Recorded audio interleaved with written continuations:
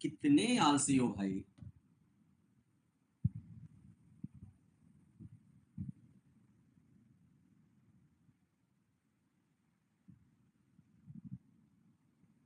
सो चलो आज हम फाइनली मॉड्यूल फर्स्ट को मतलब थर्ड मॉड्यूल को फिनिश करने के टारगेट पे हैं। अच्छा ये बताओ, जब तुम लोगों को मैं कोई ज्ञान की बातें बांटा करता हूँ उसको अप्लाई करते हो, अमल करते हो, उसको फॉलो करते हो या सब है? अनिशा बेटा उसको मैं और अच्छा से मॉडिफाई करा के करवा रहा हूँ बेटा, इसलिए थोड़ा वेट कर रहा हूँ। कुछ कुछ है, बोला था सुबह उठा करो, कम से कम 5 बजे तो बेड छोड़ दिया करो। अरे जरूरी नहीं है इस समय तुम्हें 8-10 घंटे सोना है। क्यों जरूरी है? थोड़ा सा नींद कम कर दो, भविष्य है तो अच्छी नींदें लेते रहोगे। अरे अभी तो मेहनत कर लो यार। चलो ठीक है। 67 क्लास, फार्माकोलॉजी की क्लास काउंट मत किया करो, फिर कहता हूँ ये चलती रहती है चलती रहती है चलती रहती है। हाँ जी, देखो एक महानुभाव हमको ज्ञान दे रहा है, सर आप जिम जाया करो। अरे आप हमको टाइम दिया करो। चलो इधर आओ। सो हम क्या बात कर रहे हैं? Drug for the bronchial asthma. Asthma क्या है? बहुत बेसिक सी चीज है। अस्थमा में सिंपल सी चीज है कि हमारा एलर्जिक कंडीशन इंक्रीज होती है, और जब किसी पर्सन को एलर्जिक सिचुएशन होती है तो उसकी ब्रोंकाई क्या हो जाती है? कॉन्स्ट्रिक्ट हो जाती है। और ब्रोंकाई कॉन्स्ट्रिक्ट होने की वजह से, नैरो होने की वजह से क्या होता है? उसको ब्रीदिंग में प्रॉब्लम आने लग जाती है, और वही हमारी सिचुएशन क्या कहलाती है? That is called as the bronchial asthma. अब इसके कई सारे रीजन हैं, लेकिन हम एक एलर्जिक कंडीशंस को लेके चलेंगे जो हमारे लिए यहाँ पे मेजर सिचुएशन बनेगा। That asthma is a impairment of air flow. यहाँ पे हमारे जो ब्रोंकाई में एयर फ्लो हो रहा है, जो एयर आ रही है वो इंपेयर्ड हो जाती है। और उसकी वजह से क्या होता है? उसकी वजह से क्या क्यों हुआ? उसके कई रीजन। पहला चीज क्या हो गया कि ब्रोंकाई की जो हमारी मसल्स है वो कॉन्स्ट्रिक्ट हो गई, यानी ब्रोंको कॉन्स्ट्रिक्शन हो सकता है, या वहां पे म्यूकोजल म्यूकस का डिपोजिशन हो सकता है। So swelling of the bronchial mucosa यानी म्यूकोजल एडिमा वहां पे देखने को मिल सकता है। और we can say the increased bronchial mucus secretion. अब आप नॉर्मल देखोगे, यहाँ पे देखो ये नॉर्मल ब्रोंकाई है, अगर आपको ये दिख पा रहा हो तो यहाँ पे देखो ब्रोंकाई की सिचुएशन क्या है? ये नॉर्मल है, एयर फ्लो आराम से जा रही है। लेकिन अगर ये यहाँ पे आप देखोगे तो यहाँ पे आपको क्या दिख रहा है? यहाँ पे कॉन्ट्रैक्शन दिख रहा है, स्वेलिंग दिख रहा है, तो जिसकी वजह से जो एयर है वो प्रॉपर हमारा इंटर नहीं कर पाएगा। अब अगर प्रॉपर इंटर नहीं कर पाएगा तो पेशेंट को दिक्कत होगी। लेकिन अब सवाल ये है कि सर ऐसा हुआ क्यों? ऐसा हुआ क्यों? अब आप अगर कोई ब्रोंकियल पेशेंट को देखोगे, अस्थमेटिक पेशेंट को देखोगे, तो ऐसा जरूरी नहीं कि उसको हमेशा प्रॉब्लम हो ना। कब प्रॉब्लम होती है? अस्थमेटिक अटैक कब आता है? उसके 2-3 रीजन है। एक तो जब वो बहुत ज्यादा एलर्जिक सिचुएशन में पहुंच जाए। मान लीजिए अगर उसको धूल से एलर्जी है या किसी भी पॉलन ग्रेन से एलर्जी है और वो उसके ब्रोंकाई में इंटर करेगा, तो वहां पे वो क्या कराएगा सर? वहां पे वो एलर्जिक कंडीशंस कॉज कराएगा, जिसकी वजह से इन्फ्लेमेशन होगा, फर्दर वहां पे ब्रोंकाई का कॉन्स्ट्रिक्शन होगा। तो अगर इसको हम समराइज करने की एक बार कोशिश करें तो सबसे पहले क्या होगा? देखो हम मान के चलते हैं कि हमारा ये एंटीजन है, कोई भी एंटीजन हो सकता है, धूल का पार्टिकल हो सकता है, पॉलन ग्रेन्स हो सकता है, या कोई भी अनवांटेड हमारे लिए ऐसा हो सकता है। अब वो एंटीजन हमारी बॉडी में आएगा, ब्रोंकाई में आएगा। अब ऑब्वियसली सर वहां पे क्या प्रेजेंट होंगी हमारी? हाँ हाँ बोल सकते हो, मैं मना थोड़ी ना करूंगा। क्या प्रेजेंट होंगी? जी, मास्ट सेल प्रेजेंट होंगी। अब आपको पता है कि सर मास्ट सेल है, तो मास्ट सेल के सरफेस पे क्या प्रेजेंट होंगी? एंटीबॉडी प्रेजेंट होंगी। हमने पढ़ा बेटा इस टाइम में, वही चीजें याद करो। अब यहाँ पे ये क्या प्रेजेंट है? एंटीबॉडी प्रेजेंट है। और मेजर कौन सी एंटीबॉडी होगी? आपको पता है कि अगर मैंने बोला एलर्जिक सिचुएशन है तो फटाफट बताओ कि सर ये आईजीई एंटीबॉडी होगा, क्योंकि एलर्जिक सिचुएशन में टाइप 1 हाइपर सेंसिटिविटी रिएक्शन में आईजीई एंटीबॉडी आता है। बोलते जाना, मुझे नहीं बोलना है, आप बोलोगे। अब ये एंटीजन आया और इस एंटीबॉडी से बाइंड कर जाएगा। अब अगर एंटीजन एंटीबॉडी मिले हैं तो डेफिनेटली वहां पे एंटीजन एंटीबॉडी रिएक्शन होगा। बोलो जरा। और अगर एंटीजन एंटीबॉडी रिएक्शन होगा तो आगे की कहानी तो आपको पता ही है कि सर मास्ट सेल है, मास्ट सेल का डिस्टेबलाइजेशन हो जाएगा, मास्ट सेल का डीग्रेनुलेशन हो जाएगा। और अगर मास्ट सेल का डीग्रेनुलेशन होगा तो मास्ट सेल से हमारे जो इन्फ्लामेटरी मीडिएटर्स हैं वो रिलीज हो जाएंगे, चाहे वो हिस्टामिन होगा, ल्यूकोट्राइन्स।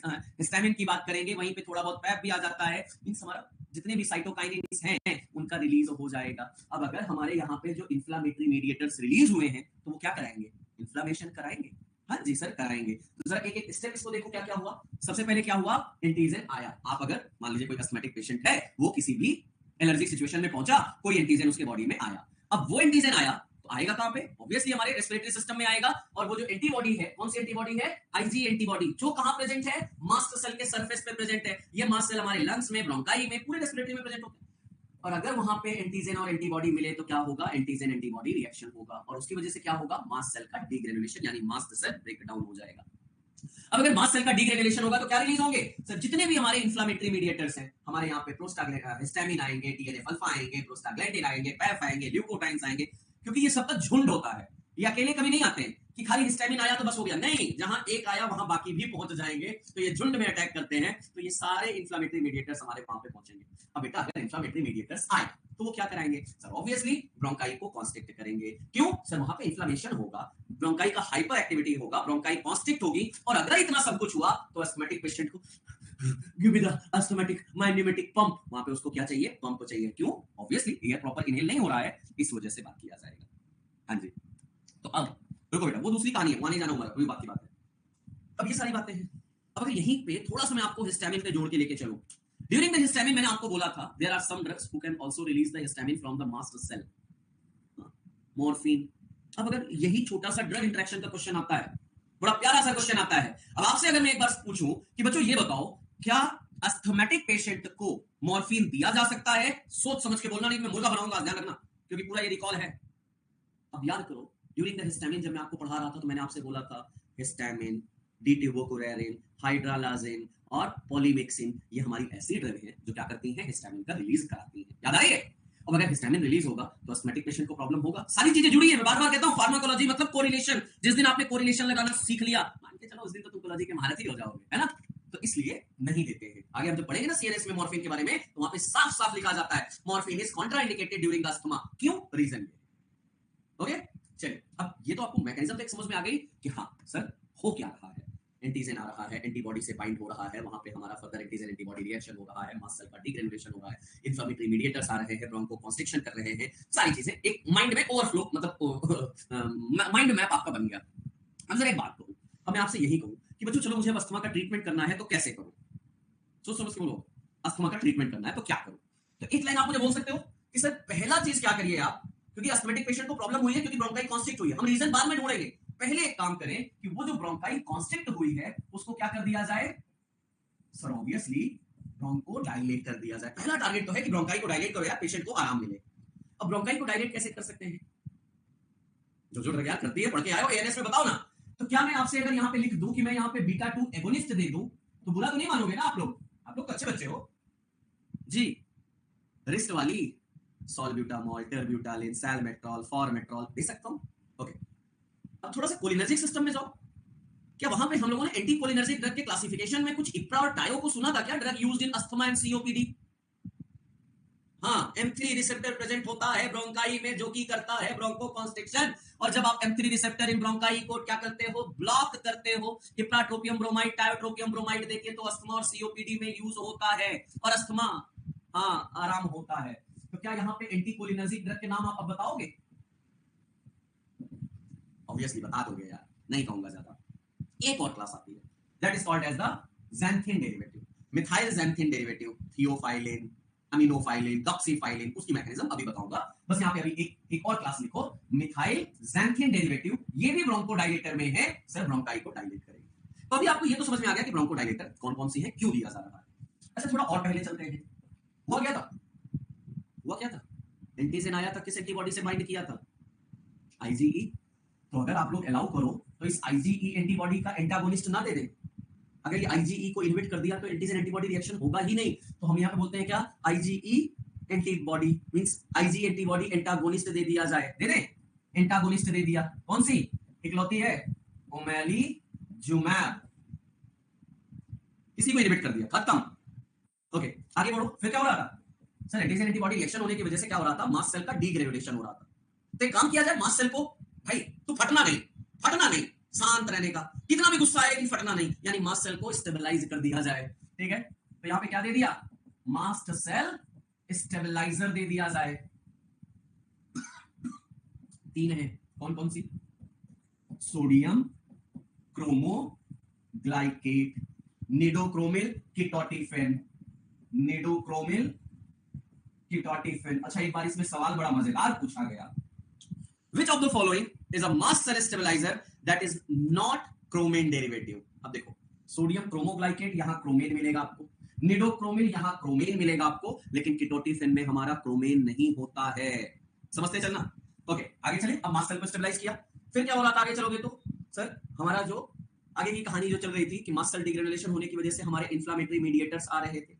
अब इन्फ्लामेटरी मीडिएटर्स आ रहे थे तो वो कर क्या रहे थे सर, वहां पे इन्फ्लामेशन वगैरह की काम और प्रॉपर्टी कर रहे थे। लेकिन इन बिटवीन दैट आपके सामने एक चीज और तो आ रहा था, ल्यूकोट्राइन भी आ रहा था, बाकी चीजें भी आ रही थी, पैफ भी आ रहा था, हिस्टामिन आ रहा था, तो एंटी हिस्टामिनिक भी आपको दे दिया जाएगा। जी सर। तो ओवरऑल अगर आप मैकेनिज्म देखोगे कि हमारा टारगेट क्या है, ट्रीटमेंट अप्रोच क्या होना चाहिए। बेटा जयश्री, थर्ड मॉड्यूल का लास्ट चैप्टर है, पढ़ लो अभी थोड़ा सा। सर कौन? Interleukin antagonist, interleukin leukotriene. इधर पहले देखो हमने क्या किया, एंटीजन एंटीबॉडी रिएक्शन को प्रिवेंट किया, जो हमने अभी ओमेलिजुमैब वगैरह देके कोशिश किया। Suppression of inflammation and bronchial hyper activity, हाँ कॉर्टिकोस्टेरॉइड। सर कॉर्टिकोस्टेरॉइड हर जगह घुस जाता है जी एडजुवेंट के रूप में, क्यों? क्योंकि सर देखो जो हमारे कौन से होते हैं, अरे क्या बोलते हैं उसको, इनहेलेशनल कॉर्टिकोस्टेरॉइड्स होते हैं, वो इन्फ्लेमेशन को रिड्यूस करते हैं। तो हाँ, इन्फ्लेमेशन को रिड्यूस करने के लिए कॉर्टिकोस्टेरॉइड यहाँ पे आएंगे। अब ल्यूकोट्राइन आ रहे थे, तो ल्यूकोट्राइन के एंटागोनिस्ट भी तो आपको पता है, और लॉक्स इनहिबिटर भी आपको पता है। तो लॉक्स इनहिबिटर ज़िल्यूटॉन दे दो, ल्यूकोट्राइन रिसेप्टर एंटागोनिस्ट मोंटेल्यूकास जाफिल्यूकास दे दो, वो भी तो सब यहाँ पे आ जाएंगे। तो पहले इधर prevention of release of mediator, mast cell stabilizer. हमने बोला जो रिलीज हो रहे हैं हमारे मीडिएटर्स उनको इनहिबिट करो, H1 antihistaminic, PAF antagonist, leukotriene antagonist, ये भी तो हमारे यहाँ पे यूज होंगे। हमने बोला ब्रोंकाई को डायलेट करो, सिंपैथोमाइमेटिक, और कैसे एंटीकोलिनर्जिक, और कैसे मिथाइल ज़ैंथिन। अभी हमने जो बात की इसकी मैकेनिज्म समझेंगे, और आईजी एंटीबॉडी ओमेलिजुमैब आपको दिया है। क्या आपको वाकई लगता है ये रट्टा मारने की जरूरत है? अगर ये पिक्चर आपके माइंड में क्लियर है तो ये चीजें तो अपने आप सारी आ जाएंगी कि हमारा टारगेट क्या होना चाहिए, ट्रीटमेंट अप्रोच क्या होना चाहिए। और अगर ये समझ में आ गया तो क्लासिफिकेशन के लिए क्या कहीं और जाके सर फोड़ोगे क्या? अरे सब यही दिया है यार, काय परेशान हो रहे हो? चलो इधर। तो ब्रोंकोडायलेटर में हमने बोला beta 2 agonist, methyl xanthine, anticholinergic के तीनों क्लासेस की बात आ गई। फिर ल्यूकोट्राइन रिसेप्टर एंटागोनिस्ट, दो ही तो पढ़ा है, मोंटी और जाफिर जी, पकड़िए ना, montelukast zafirlukast. Mast cell stabilizer, mast cell को स्टेबलाइज करो जी, सोडियम क्रोमोग्लाइकेट, निडोक्रोमिन, टिटोटिफेन। फिर एंटी आईजीई एंटीबॉडी ओमेलिजुमैब। अगर मैं यहाँ पे एक क्लास और लिख दूं लॉक्स इनहिबिटर, तो ड्रग तो आप बता ही दोगे भाई, कौन कह रहा है मैं ड्रग नहीं बता सकता?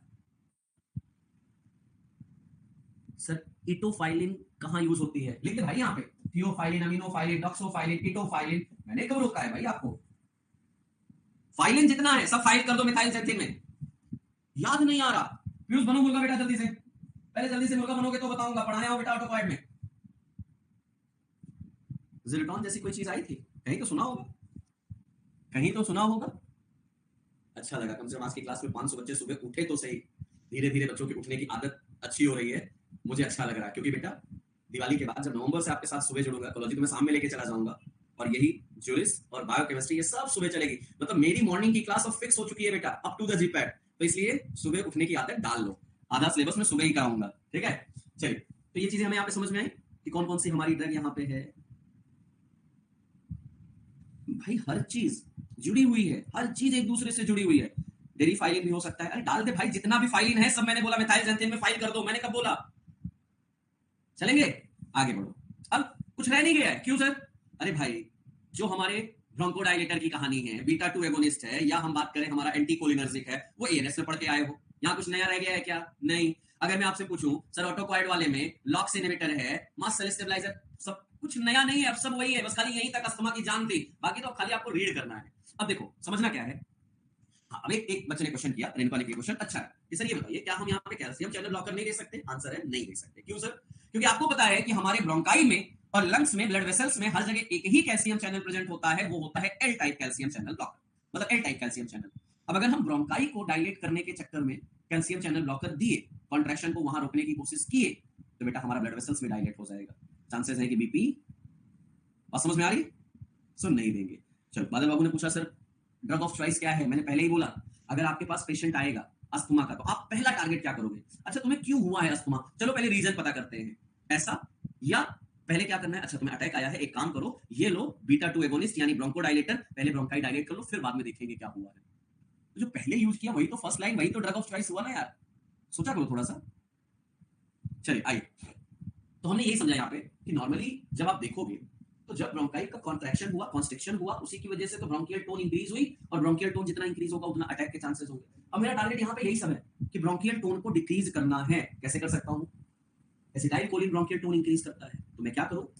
मस्कारिनिक एंटागोनिस्ट, लेकिन सब नहीं दूंगा, केवल क्या दूंगा? हार्मोनी को दूंगा। ल्यूकोट्राइन एंटागोनिस्ट, क्योंकि ल्यूकोट्राइन ब्रोंकाई में आपको थोड़ा बताया था कि ब्रोंकाई में सबसे ज्यादा ये कॉन्ट्रैक्शन कराते हैं, उनको एंटागोनिस्ट। थियोफाइलिन यानी मिथाइलजेंथिन डेरिवेटिव जो फॉस्फोडाइस्ट्रेस 3 इनहिबिटर है, कितना लिखना, फॉस्फोडाइस्ट्रेस 3 इनहिबिटर है, उनको दिया जाएगा ये। और फॉस्फोडाइस्ट्रेस 3 और 5 दो टाइप की चीजें होती हैं। फॉस्फोडाइस्ट्रेस 3 का रोल होता है CAMP का मेटाबॉलिज्म कराना। अब सिर्फ आपको पता है कि beta 2 receptor that is acting through the calcium calmodulin complex, जितना CMP रहेगा उतना ज्यादा ब्रोंकाई डायलेट होगी, तो इसलिए यहां पे हमें फॉस्फोडाइस्ट्रेस को इनहिबिट करना पड़ता है कि भैया इसका मेटाबॉलिज्म ना करो, जितना CMP यहां रहेगा उतना कैल्शियम कॉल्मोडिलिन कॉम्प्लेक्स बनेगा, उतना ज्यादा ब्रोंकाई डायलेट होगी, तो भैया इसको बचा के करो। तो फॉस्फोडाइस्ट्रेस 3 इनहिबिटर यहां पे इस पे वर्क करेगी। बीटा एगोनिस्ट ऑब्वियस सी बात है CMP बनाता ही है, तो चलो एक एक करके इनका सबका थोड़ा सा देखने के मैकेनिज्म कोशिश करते हैं। सबसे पहले सिंपैथोमाइमेटिक एगोनिस्ट यानी बीटा 2 एगोनिस्ट। PD5 यहां मत लाना, वो इरेक्टाइल डिसफंक्शनिंग में आएगी, एंजाइना में आएगा, यहां नहीं आएगा, यहां केवल कौन सा आएगा, PD3 इनहिबिटर। सर मिथाइलजेंथिन कौन से रिसेप्टर पर वर्क करेगी? क्या मैंने अभी कोई विलायती भाषा में, इटालियन में या रसियन में बोला था क्या कि मिथाइलजेंथिन कहां काम करेगी? रिसेप्टर तो मैंने बोला ही नहीं, मैंने सिर्फ एंजाइम बोला है। वाह सिद्धार्थ वाह, लगाएंगे खींच के नीचे तुम्हारे। भाई बस कहां गए गौरव बाबू, इधर आओ। आ रहा हूं। एक्चुअली फॉस्फोडाइस्ट्रेस मिथाइलजेंथिन हमारा जो होता है ये मेनली नॉन इनहिबिटर कहलाता है, नॉन सेलेक्टिव कहलाता है। लेकिन अगर आप मेजर देखोगे तो चलो PD4 पकड़ लेते हैं, क्योंकि PD3 हम CHF में पढ़ेंगे, इनैमरिनोन मिलरिनोन की बात करेंगे, तो चलो यहाँ PD4 इसको लेके चलते हैं जी। चलो एक एक करके। अब ऑब्वियसली बीटा 2 एगोनिस्ट है, CMP बनाएंगे, ब्रोंकियल अस्थमा में रिलैक्सेशन कॉज कराएंगे, ब्रोंकोडाइलेशन ही तो कराते हैं। सर ब्रोंकाई में M3 रिसेप्टर ही तो होता है ना, लेकिन बेटा ये M3 से नहीं करेगा ना मिथाइलजेंथिन जी। सिंपैथोमाइमेटिक यही है बेटा हमारी first line drug for the asthma. Short acting salbutamol terbutaline, long acting salmeterol formoterol, bambuterol is the prodrug of terbutaline, GPAT 2024 का क्वेश्चन। इनहेल्ड सॉल्ब्यूटामॉल टर्ब्यूटालिन मेनली हम यूज करते हैं एज अ इनहेलेशनल पर्पस के लिए, जो इनहेलेशनल पंप आता है ना अस्थमा वालों का, उसमें हमारा ये मेनली यूज किया जाता है। आगे बढ़े तो अब पढ़ना है, इसमें कुछ नया नहीं दे रहा हूं बेटा। सॉल्ब्यूटामॉल हाईली सेलेक्टिव बीटा 2 एगोनिस्ट होता है, इनहेलेशनल से दे सकते हैं, इनहेलेशनल के रूप में भी काम करता है, प्रेसाइज मीटर डोज इनहेलर के फॉर्म में आता है, मसल्स ट्रिमर कॉज कर सकता है, क्योंकि बीटा 2 एगोनिस्ट है। जितने बीटा 2 एगोनिस्ट होते हैं वो स्केलेटल मसल्स में हमारा ट्रिमर कॉज करते हैं। सैल्मेट्रॉल ऑब्वियसली लॉन्ग एक्टिंग है, कुछ कहने की जरूरत है क्या? अब लॉन्ग एक्टिंग है तो मेंटेनेंस थेरेपी के लिए यूज कर सकते हैं। और इसके सबसे अच्छी बात क्या है कि अगर 2 बार इनहेल कर लिया गया दिन भर में तो कोई दिक्कत नहीं, लेकिन इसको हर 3 घंटे में लेना पड़ेगा, क्योंकि शॉर्ट एक्टिंग है। इसमें ऐसा नहीं है, यहाँ पे ट्वाइस डेली अगर यहाँ पे शेड्यूल फिक्स कर दिया गया फॉर द मेंटेनेंस थेरेपी के लिए, लेस रिस्क ऑफ द यहाँ पे हमारा ट्रिमर वगैरह के चांसेस होंगे, इसलिए इसका यूज किया जाता है सैल्मेट्रॉल का। अगर आप यहीं पे वैम्ब्यूट्रॉल की बात करोगे, टर्ब्यूटालिन का प्रोड्रग है। इफेड्रिन, हाँ जी सर, ये हमारा क्या है? इफेड्रिन कहां आता है? इनडायरेक्ट एक्टिंग, पढ़ा है ना एएनएस में, जरा बताना। इनडायरेक्ट एक्टिंग, क्योंकि इसमें हमारा डायरेक्ट और इनडायरेक्ट दोनों प्रॉपर्टी होती है, लेकिन ज्यादा अस्थमा में यूज नहीं करते हैं, एडवर्स इफेक्ट के चांसेस ज्यादा हैं। तो सॉल्बिट्रॉल को ड्रग ऑफ चॉइस क्यों नहीं रखा गया? रीजन है बेटा, क्योंकि वो थोड़ा सा लेट एक्शन देता है और यहाँ पे मुझे फास्ट एक्शन चाहिए, इसलिए हमने सॉल्बिट्रॉल को ड्रग ऑफ चॉइस नहीं बोला है। सही क्वेश्चन आया था वैम्ब्यूट्रॉल का 25 में, हाँ भैया बोला तो पहले ही बोल दिया आपके। नेक्स्ट मिथाइलजेंथिन। अब यहीं पे सवाल चल रहा था कि मिथाइलजेंथिन क्या करता है। मिथाइलजेंथिन एक्चुअली एक तरीके से काम करता ही नहीं है। मिथाइलजेंथिन का 2-3 तरीके से काम होता है। एक तो हमने बात किया कि फॉस्फोडाइस्ट्रेस को इनहिबिट करता है, जिसकी वजह से CMP का मेटाबॉलिज्म नहीं होता है, ये कहानी। So inhibition of the phosphodiesterase which degrade the CMP। अब अगर हमने फॉस्फोडाइस्ट्रेस इनहिबिट कर दिया तो CMP का मेटाबॉलिज्म नहीं होगा, और अगर CMP का मेटाबॉलिज्म नहीं होगा तो डेफिनेटली CMP बढ़ेगा, जितना CMP बढ़ेगा उतना ज्यादा हमारा वहां पे चांसेस हैं कि ब्रोंकाई डायलेट होगी। पहला टारगेट। एक और टारगेट है, एक हमारा होता है एडिनोसिन रिसेप्टर, इसको आगे चल के भी आएगा। ये एडिनोसिन रिसेप्टर मेनली हमारा रिस्पांसिबल होता है, खास तौर पर ये भी एक ही रोल करता है कि स्टिमुलेशन का काम करता है, कॉन्ट्रैक्शन कराने का काम करता है। इस एडिनोसिन को भी हमारा ये मिथाइलजेंथिन डेरिवेटिव जितने भी हैं, अमीनोफाइलिन, डेरिफाइलिन, टॉक्सीफाइलिन, जितने भी आएंगे ये सब इसको इनहिबिट करते हैं। तो inhibition of the adenosine receptor. But यहाँ पे जो अस्थमा में इसका रोल है वो यही वाला है, क्योंकि अभी आप कंफ्यूज भी होने वाले हो। यहाँ तो इसको इनहिबिट कर रहा है, लेकिन सर एक जगह इसका अलग रोल है कि कैल्शियम रिलीज कराता है। अब आप कहोगे सर अगर कैल्शियम रिलीज हो रहा है तब तो ये कॉन्ट्रैक्शन करेगा ना, लेकिन नहीं, ब्रोंकाई में नहीं। Releases calcium from the sarcoplasmic reticulum specially in skeletal and cardiac muscles. अब देखो इसीलिए इसको ज्यादा यूज नहीं करते। ब्रोंकाई क्या है पहले मुझे बताना, समझना है ध्यान से। ब्रोंकाई क्या है? स्मूथ मसल्स है। स्मूथ मसल्स में तो फॉस्फोडाइस्ट्रेस को इनहिबिट करके हमारा ब्रोंकोडाइलेशन करा रहा है, लेकिन वही स्केलेटल मसल्स और कार्डियक मसल्स में कैल्शियम आयन का रिलीज करा के वहां कॉन्ट्रैक्शन कराता है। क्या क्या मेथड, मतलब वो है, ठीक है, स्मार्टनेस है भाई, इसलिए दोनों जगह अलग है। सर बट कॉन्ट्रैक्शन करेगी ही क्यों, जबकि वहां तो डायलेशन ही होना है, जबकि कॉन्ट्रैक्शन कहाँ करा रहा हूँ? मैंने बोला ये कॉन्ट्रैक्शन करेगी कहाँ पे, कैल्शियम रिलीज कहाँ करा रही है, स्केलेटल मसल्स और कार्डियक मसल्स में। ब्रोंकाई तो स्मूथ मसल्स है भाई, ब्रोंकाई में नहीं करा रही है, कार्डियक और स्केलेटल मसल्स में। हाँ, इसीलिए ज्यादा यूज नहीं किया जाता इसका। ब्रोंकियल अस्थमा एंड सीओपीडी में हाँ यूज है। थियोफाइलिन बेनिफिट कॉज करती है क्योंकि ब्रोंकोडाइलेशन कराती है और साथ ही साथ इन्फ्लेमेटरी मीडिएटर्स को भी रिलीज कराती है। सार्कोप्लाज्मिक रेटिकुलम आपको नहीं पता है जी? It improve the mucociliary clearance, stimulating the respiratory drive. Means हमारा ये जो ब्रोंकाई है, ब्रोंकाई में जो म्यूकस का कंसंट्रेशन है उसको भी ये क्लियर करती है, वहां पे यूज करेंगे। वहां कॉन्ट्रैक्शन करते क्या फायदा? कोई फायदा नहीं है, उसका एक्शन है बेटा। एपनिया, ये वाला पॉइंट अच्छा है। एपनिया मतलब खासतौर पर जब बच्चों को सांस लेने में दिक्कत होती है सोते वक्त, तो वहां पे ये थियोफाइलिन दिया जाता है। ये क्या करता है, जो एपिसोड्स ऑफ एपनिया है यानी जो अटैक आ रहे हैं उनको कम करती है, ये उसके साथ कहानी आती है। नेक्स्ट, अच्छा एक पॉइंट यहाँ पे नोट करना, anticholinergic, these are drug of choice for drug induced asthma। अगर अभी जो हमने पढ़ा था ना कि मॉर्फिन, डिट्यूबोकुरेरिन, हाइड्रालाजेन, मिनॉक्सिडिल, ये सब की वजह से अगर अस्थमा हो रहा है तो उन केस की ड्रग ऑफ चॉइस हमारा क्या होता है, एंटीकोलिनर्जिक होता है। हाँ भाई, ब्रोंकोडाइलेशन कराएंगे कैसे सर? M3 रिसेप्टर को ब्लॉक करके। इप्राट्रोपियम ब्रोमाइड शॉर्ट एक्टिंग है, टायोट्रोपियम ब्रोमाइड लॉन्ग एक्टिंग है, टिया लॉन्ग होती है, फास्फोडाइस्ट्रेस 4 बेटा ईशा। वैसा मत हो, चलो अभी मैं यहां नहीं, जब हम इरेक्टाइल डिस्फंक्शन पढ़ूंगा ना, वहां पे टोटल फास्फोडाइस्ट्रेज 8 टाइप के होते हैं, सबको बताऊंगा कि कौन कौन से कहां पे कौन कौन से किसके इनहिबिटर हैं। हाँ, पार्किंसन में भी एंटीकोलिनर्जिक आते हैं, लेकिन ये वाली नहीं आती है, वहां बाइबेंजोप्रो आता है, भूल गए क्या? ये टैकीकार्डिया कॉज नहीं करेंगे, बिल्कुल नहीं। नेक्स्ट, ल्यूकोट्राइन एंटागोनिस्ट क्यों नहीं टैकीकार्डिया कॉज करेगी? अरे भैया क्योंकि ये सिलेक्टिव है, ब्रोंकाई पे, हार्ट पे नहीं जाती है। पीडी इतने सारे होते हैं, हाँ भैया पीडी इतने सारे होते हैं। चलो, ल्यूकोट्राइन एंटागोनिस्ट में मोंटेल्यूकोस, जाफिल्यूकोस, क्या याद आता है मोंटेल्यूकोस जाफिल्यूकोस से? जी, ल्यूकोट्राइन रिसेप्टर एंटागोनिस्ट, यानी हमारे जो ल्यूकोट्राइन रिसेप्टर होते हैं, जो ल्यूकोट्राइन हमारे प्रोड्यूस होते हैं जी, वहां पे हमारा इसको बाइंड नहीं होने देंगे, कॉन्ट्रैक्शन नहीं होने देंगे और इन्फ्लेमेशन नहीं होने देंगे। सर इसमें कौन सा पीडी होता है, 3 या 4? भैया मिथाइलजेंथिन डेरिवेटिव पीडी 4 इनहिबिटर लिख लो यार, जो लिखा है वही पढ़ लो यार, परेशान मत हो। हैं साक्षी, क्यों मेरा टेम्परामेंट, क्यों मेरा बीपी बढ़ाना चाह रही हो बेटा? अगर आप जीएस और जीक्यू यहां लेके आओगे पूरा जनरल पढ़ने के बाद, अभी तक ध्यान दीजिए, ये है हमारा लॉक्स इनहिबिटर ज़िल्यूटॉन। होता क्या था, सिंपल हमने पहले समझा था, कोई भी एलर्जिक कंडीशन होती है, एक्सरसाइज करते हैं या कुछ भी ऐसा होता है जिसकी वजह से हमारा ल्यूकोट्राइन प्रोड्यूस होता है, और वो जो ल्यूकोट्राइन प्रोड्यूस होता है वो अपने ल्यूकोट्राइन रिसेप्टर से बाइंड करता है और हमारा जो ब्रोंकाई है वहां क्या कराता है, कॉन्स्ट्रिक्शन कराता है। तो अब यहाँ पे मैं क्या करूंगा, इसी ल्यूकोट्राइन रिसेप्टर को एंटागोनाइज करूंगा by the montelukast, zafirlukast, pranlukast. ये हमारे क्या है, ल्यूकोट्राइन रिसेप्टर एंटागोनिस्ट है।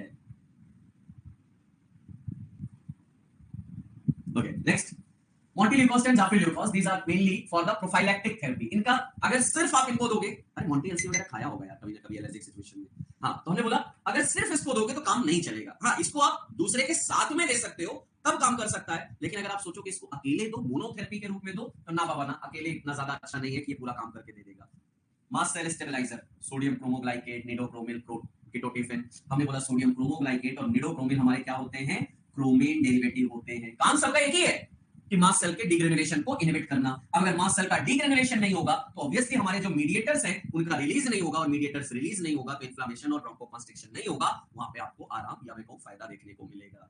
तो ब्रोंकियल अस्थमा, एलर्जिक कंडीशंस है या एलर्जिक कंजंक्टिवाइटिस है, एलर्जिक रेनाइटिस है, वहां पे हमारे ये मास्ट सेल स्टेबलाइजर काफी अच्छे यूजफुल होते हैं। अब कीटोटिफिन यहाँ पे आपका क्या है, that is non chromone derivative, it is antihistaminic, stimulation of immunogenic and inflammatory cell, mast cell stabilizer तो है ही है। मतलब ये सब चाहे हमारा किसी भी तरीके से मास्ट सेल का एक्टिवेशन हो रहा हो, हर तरीके से काम करेगा। लेकिन फायदा क्या है, क्रोमेन नहीं है तो एडवर्स इफेक्ट के चांसेस कम है। सर ल्यूकोट्राइन सेडेशन क्यों करते हैं? ल्यूकोट्राइन क्यों करेंगे भाई सेडेशन, ये कहां से आ गया? कौन है शिवेंद्र बाबू? कौन सा? कीटोटिफिन नसेड है।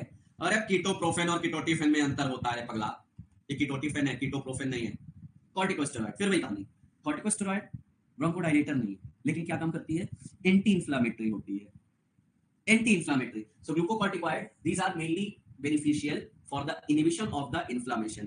जब आप inflammation को inhibit करते हैं, mainly हम बात करेंगे वहां पे हमारा inhalational corticosteroid mainly दिया जाता है, जैसे beclomethasone की बात करोगे, cyclosinide की बात करोगे, fluticasone या budesonide, सबसे ज्यादा यूज होने वाला inhalational glucocorticoid हमारा कौन सा budesonide दिया जाता है. ये mainly क्या करते हैं, anti-inflammatory play करते हैं. अब एक सवाल आपका अच्छा है कि सर ये बताइए हम एंटीहिस्टामिनिक क्यों नहीं दे रहे हैं.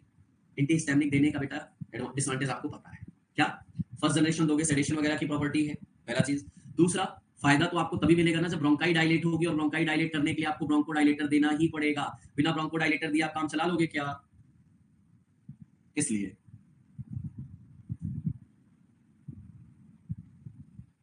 जी एंटी आईजीई एंटीबॉडी ओमेलिजुमैब. जी सर, ऑब्वियसली मोनोक्लोनल एंटीबॉडी से बना हुआ है. अब ये एंटीजन, ये एंटीबॉडी हमारा कहां प्रेजेंट होता है, मास्ट सेल के सरफेस पे प्रेजेंट होता है, और जब इससे एंटीजन आके बाइंड होते हैं तभी तो हमारा ये एंटीजन एंटीबॉडी रिएक्शन होता है.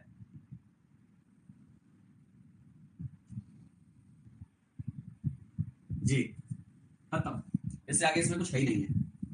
मेन मैंने बोला जो शुरुआत के 3-4 स्लाइड आपको मैंने बताया ना, सब कुछ उतने में है. हाँ, इसमें भी कुछ पॉइंट दिए जाएंगे, जैसे चेरियस-क्रॉस सिंड्रोम वगैरह की बात करेंगे, मोंटेल्यूकोस, ज़ाफिलिकोस. अभी नहीं, इनको थोड़ा आगे चलने दो, सारे एडवर्स इफेक्ट एक साथ बताऊंगा.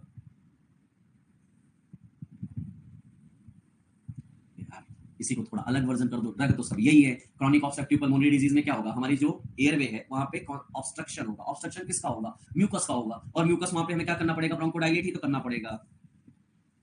चलो पहले मेरे कुछ क्वेश्चंस का आंसर दो. बहुत आपके क्वेश्चन मैंने दिए, अब आप मुझे बताओ मोंटेल्यूकोस को नाइट में ही क्यों देते हैं. ऑब्वियसली बेटा, क्योंकि हमारा सबसे ज्यादा अगर बात किया जाएगा एक्शन वहां पे मिलेगा.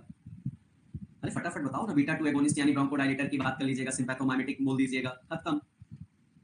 First long acting selective beta 2 agonist, long acting.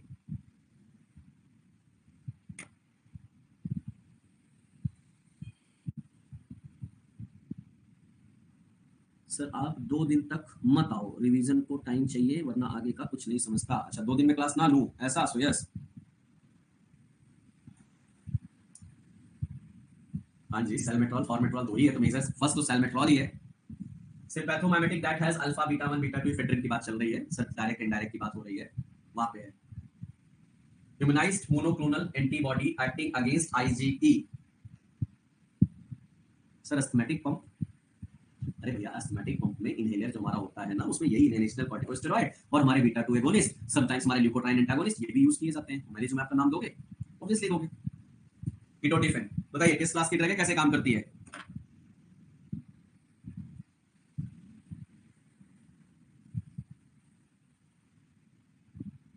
Ma'am कहीं भी लगा रखे, याद रखना मोनोक्लोनल एंटीबॉडी की बात है. ये तो खैर मास्ट सेल स्टेबलाइजर. आपका आंसर नहीं भाई, ल्यूकोट्राइन एंटागोनिस्ट नहीं है, मास्ट सेल स्टेबलाइजर है. खत्म. तो आज हमने फाइनली रेस्पिरेटरी खत्म किया. अगला चैप्टर हमारा होगा पीएनएस, जहां पे हम local anaesthetic and skeletal muscles relaxant की बात करेंगे. पहले पीएनएस, फिर जीआईटी नहीं करेंगे, पहले पीएनएस के बाद हम सीएनएस पे भी एंट्री करेंगे. हाँ क्लास टेस्ट ऑटोक्वाइड का इस सैटरडे मैम ने नहीं डाला क्या. सीवीएस पहले या सीएनएस पहले. सीवीएस ले सकते हैं, सीवीएस लेने के लिए डायबिटिक लेंगे पहले. चलो पहले पीएनएस करो फिर बताता हूँ, ठीक है कोई बात नहीं. सीओपीडी में भी यही ड्रग रहेंगे बेटा, अलग थोड़ी ना होंगे. अब ऐसे अलग अलग डिमांड करोगे, कोई सीवीएस बोलेगा, कोई हार्मोन बोलेगा.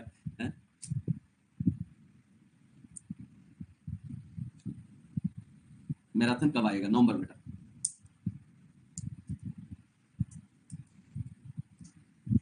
चलिए क्लास के सेशन को यही तक रखा जाए. अच्छा आप जो भी लीजिए बस मंडे को लीजिए, ऐसा 2 दिन कुछ ना ले. अच्छा जनरल, हाँ अभी तो जनरल, हाँ कुछ बच्चों ने मुझे फोन किया था स्पेशली, सर जनरल फार्माकोलॉजी का टेस्ट करवा दीजिए. हाँ एक ने कीमोथेरेपी में भी आ गए ना, हाँ मुझे पता था. चलो कोई बात नहीं बेटा, क्लास मुझे मेरे हिसाब से चलाने दो. आप लोगों का काम क्या है, रिवीजन करना, वो करो, बाकी मैं देखता हूँ. चलिए थैंक यू.